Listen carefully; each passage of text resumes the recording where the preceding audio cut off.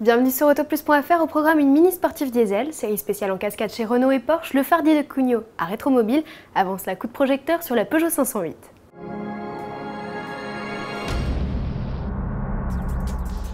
La carrière commerciale de la Peugeot 508 est officiellement lancée. Vous avez été nombreux à croiser la berline sur les routes, c'est maintenant à vous d'en profiter. En parallèle à son arrivée en concession, la Lionne investit vos écrans télé. Le spot publicitaire met en scène la vie trépidante d'un businessman qui profite de ses virées en 508 pour se détendre. Le ticket d'entrée de la Peugeot 508 est fixé à 22 900 € pour la version essence 120 chevaux et 24 750 € pour le HDI 112.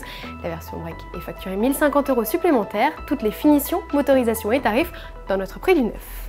Le S des Mini Cooper n'est plus réservé aux versions punchy essence. Dorénavant, les berlines, cabrios, break et countryman peuvent allier tempérament sportif avec moteur diesel grâce à la version SD. Sous le capot prend place un inédit 2 litres de 143 chevaux. Il vient chapeauter la gamme des mazout jusqu'alors composée des versions 1D de 90 chevaux et Cooper D de 112 chevaux. Principal attrait de cette déclinaison, elle limite consommation et émissions de CO2. La berline par exemple ne rejette plus que 114 grammes contre 136 pour la S essence. Côté équipement, c'est d'office, indicateur de changement de rapport, stop and start et filtre à particules, et au choix, boîte manuelle ou automatique. Tarif à suivre.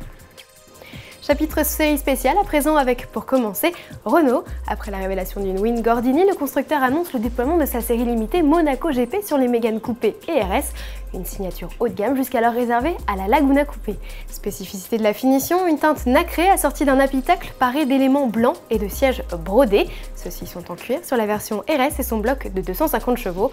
Le coupé sera lui proposé avec 5 motorisations, les DCI 110, 130 et 160 et les TCE 130 et 180. Du côté de chez Porsche, après la 911 Black Edition, c'est au tour du Boxster S de broyer du noir, une série limitée à 987 exemplaires. Au menu pour commencer, des chevaux en plus, le Flat 6 offre 320 chevaux, soit 10 chevaux de plus que le Boxster S classique. L'équipement s'enrichit de jantes 19 pouces, d'un volant sport et d'un GPS. Le tarif grimpe de 6 500 € à 64 741 €. Conséquent, mais l'offre se révèle plus avantageuse. Tous les détails sur le site, notez la possibilité de personnaliser vos fonds d'écran grâce à une animation en ligne amusante.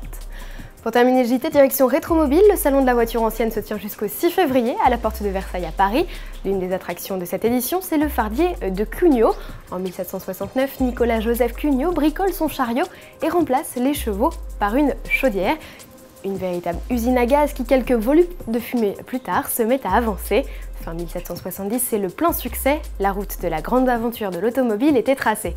242 ans plus tard, le Fardier est de retour grâce à un passionné américain qui s'est lancé dans la construction d'une réplique, l'original ne fonctionnant plus. Découvrez cette folle machine en action au salon. Notez qu'il faut 45 minutes pour mettre en route la chaudière et qu'une fois lancé, le bolide de 4,5 tonnes fonce à 4 km/h. À ne pas manquer, à demain.